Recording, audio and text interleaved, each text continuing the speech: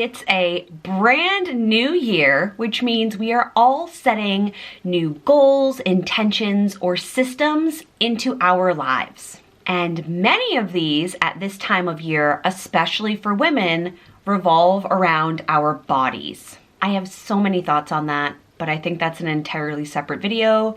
If you are interested, please give this video a thumbs up if you want to hear my 2 cents on body psychology. You may be here because you know that I've had weight loss surgery. Welcome. Today I am fulfilling a much requested video over the past 2 years of what I eat in a day 2 years post-bariatric sleeve surgery. For all of the magical lifestyle tips, please be sure to subscribe. It's down here. There's also a little bell that you can ring to be notified of when we post new videos, which for this year will be once a week with some bonus drops. So you'll only be notified of extra bonus videos if you hit the little bell. Think of it like a little bit of pixie dust for 2022. Thank you. To my new friends here, hello. I'm Chelsea, and this is an honest platform for me to share the joys of my life with you, like Disney, but also to share the very honest reality of being someone who lived in a curvier body for much of my life. On July 18th, 2019, I did have gastric sleeve surgery, which just means that my stomach once was the size of a normal stomach and is now the size of a cheese stick. This is one form of weight loss surgery. I have so many more videos on before and afters, my 2-year glow up, so I'll be sure to link the card for all of those videos up in the corner and also in the description box for you. For some background, I am 36 years old, on a curly girl journey, a mama to a 6-year-old girl. I have lost almost 100 pounds and I am a full-time teacher. Before we get into what I can eat in a day, I just wanted to share that with any weight loss surgery, there are going to be new lifestyle guidelines. And I'm going to be doing a pros and cons video soon that I've really held off on doing because I don't want people to think that I'm ungrateful for this new body, but there are definite downsides to having weight loss surgery. One of these huge lifestyle changes for me is that I pay way more attention, as I should, to my protein intake on a daily basis. I start each and every morning with a protein shake, either homemade or store-bought, and I will be sharing both of those with you shortly, to try to get in a quarter to half of my protein intake per day. What you should have for protein varies on your gender, your BMI, your weight, but my protein intake should be between 48 and 60 grams per day. Right now, my favorite winter shake is a peppermint swirl shake from 310 Nutrition. Good morning from a very dreary Cape Cod day. It is around 9 o'clock in the morning, which is significantly later than I would traditionally be making my protein shake. Actually, oddly enough, it is hours earlier. So because I am a full-time school teacher and I leave the house typically around 6 or 6:15 in the morning, I'm not about to run a blender. I will also insert a picture of a pre-made protein shake that I like to buy at the grocery store for times when I don't have my protein shake ready to go. So the long story here is that I make these in advance and I freeze them, or I keep one out for the next morning. It's a hair wash day. And I rarely make my protein shake in an outfit with makeup on. I am typically like evening showered, ready to get to bed, fully slick as a chicken, moisturized. But for you, I thought you deserved more. I also wanted to show you what I'm able to do with this powder in addition to making shakes. 1 second. So this is the 310 Nutrition meal replacement shake. I was so excited to get the peppermint swirl flavor in the mail because I had made a pumpkin chocolate one this fall using the same protein powder but a different flavor, and it was delightful. Something I really like about this protein is how easy it is for me to digest. So after weight loss surgery, my stomach is a little more sensitive, particularly to protein. Like there are certain things I can't eat anymore, like whole pieces of steak. I can't eat them. If you're squeamish, fast forward 10 seconds, I'll wait. It tends to get stuck here and then I need to get it out somehow. It doesn't hurt, it's just uncomfortable in the digestion process. And even some protein shakes have too much protein in them. It takes me hours to get through them. And then by the time they're done, they're gross and I don't feel good. So this does not do that. This is 15 grams per 1 scoop. So you can double up. And yesterday, using this protein powder, Callie and I made Miko muffins from her new Disney Princess cookbook. Let me get that. So we already had the Disney Princess cookbook part, and then my sister for Christmas got Callie the Disney Princess baking book. So we made the Miko muffins, the Pocahontas-based muffins out of here, and we added 2 things, chocolate chips and protein powder. So just something you can do with protein powder besides making protein shakes. You can also make protein balls using like peanut butter and flaxseed and chia seeds and make them into like tablespoon size balls. Maybe I'll do this with a little bit of hot cocoa. That sounds delicious. Okay, let's get to shake making. I know that people are going to come for me because peppermint is a Christmas flavor. However, I think peppermint is a winter flavor, and I love like candy canes and how fresh and minty they are, and then I just switch it over to sweet mint as warmer weather comes. But this is awesome. And these big bags come with, sorry, let me find it. They come with their own scoop, which I also love, and then even when the bag is gone, I just keep the scoop.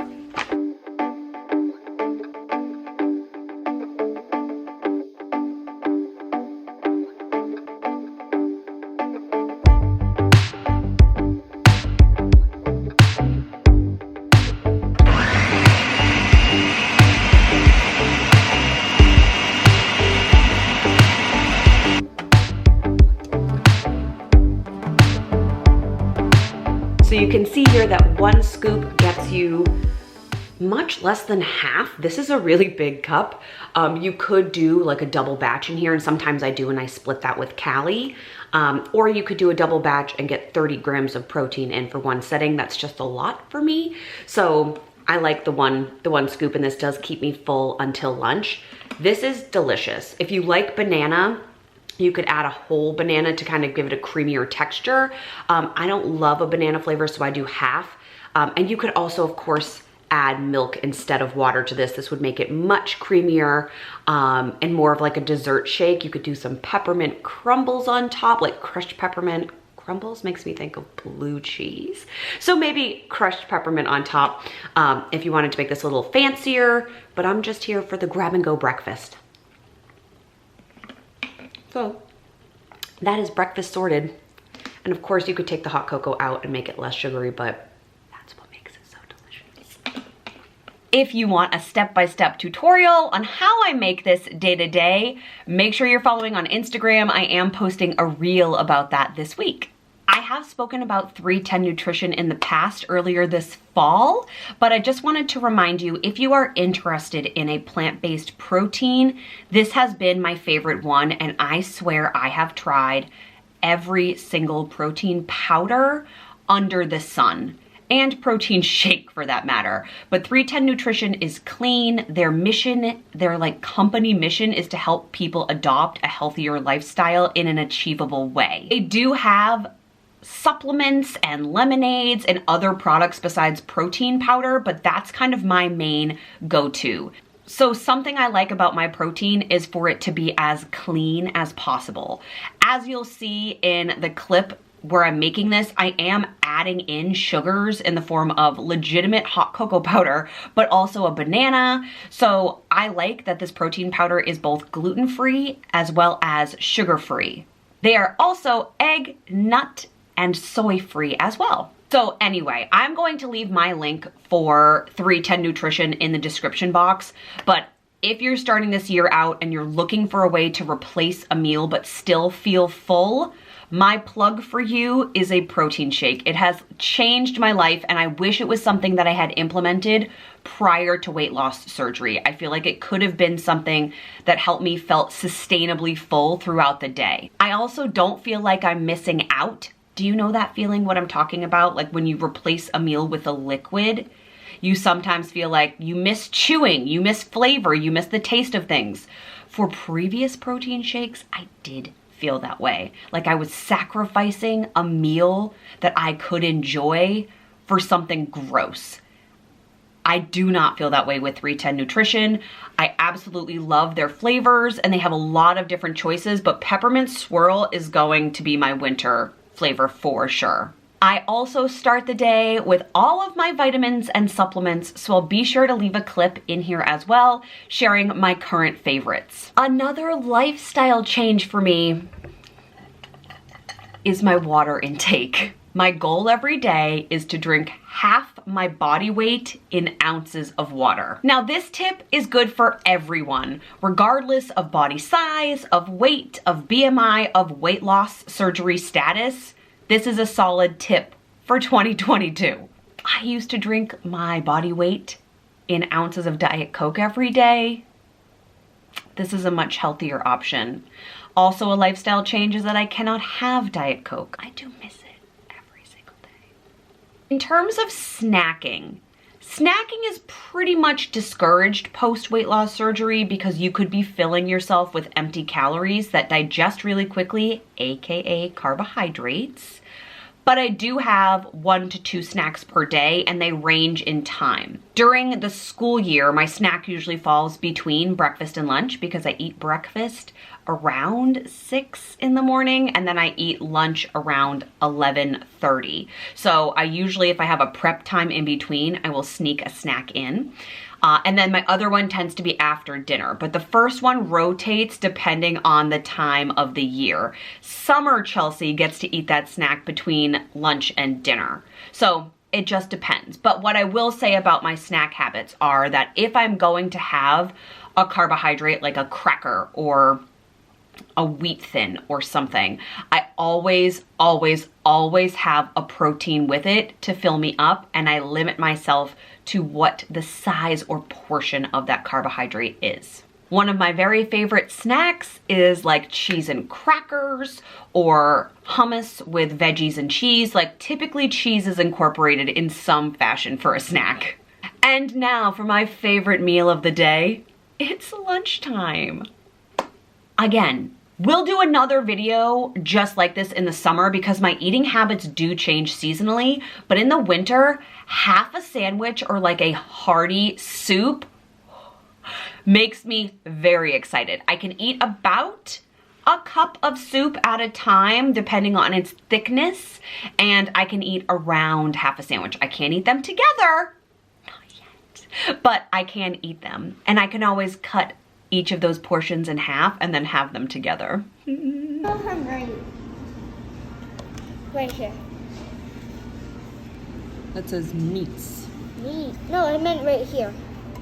I was pointing to here. That says cheeses. Cheeses. For us, meatses. Oh, I see the cheese.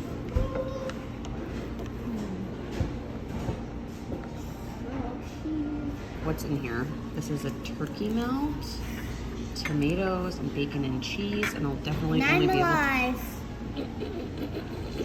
be able to eat half of this. And there's pasta salad that will come home. And pickle. And then a yummy pickle. Gross. This is like my favorite lunch. And this is my favorite date.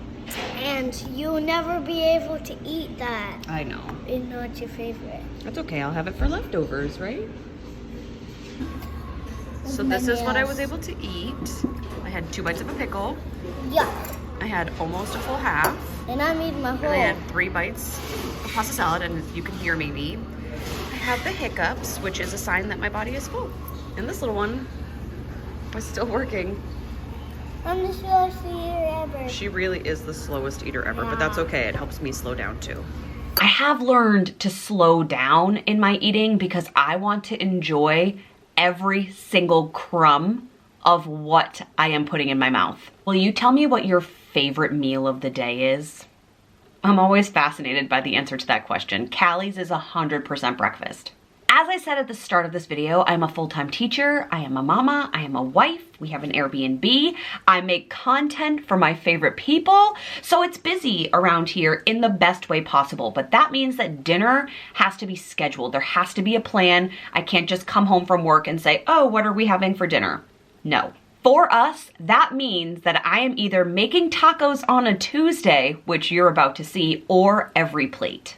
I have talked about EveryPlate before, and I wish I could tell you this is sponsored, but it's not. It is genuinely my joy to get an EveryPlate box every single Friday in the mail with 3 recipes that have 2 portions each in them, because it makes making dinner during the week so easy. Honestly, it also saves us so much money. EveryPlate ranges from like $35 to $40 per week depending on the recipes that are inside.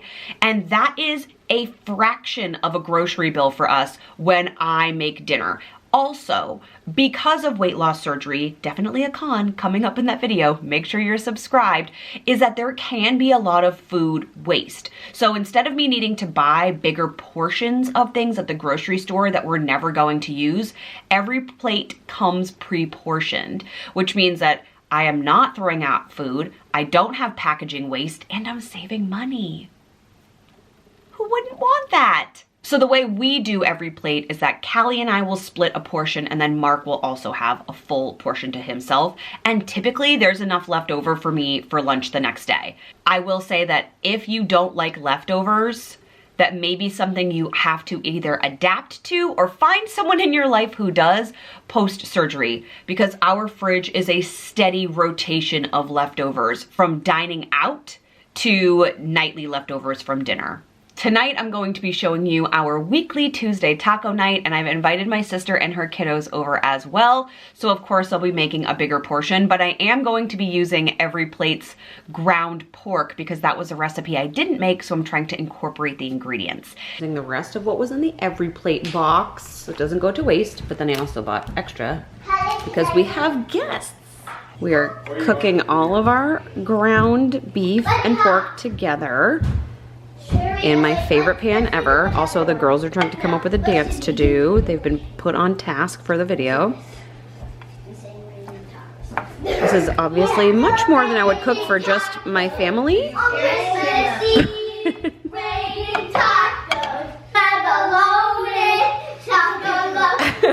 What?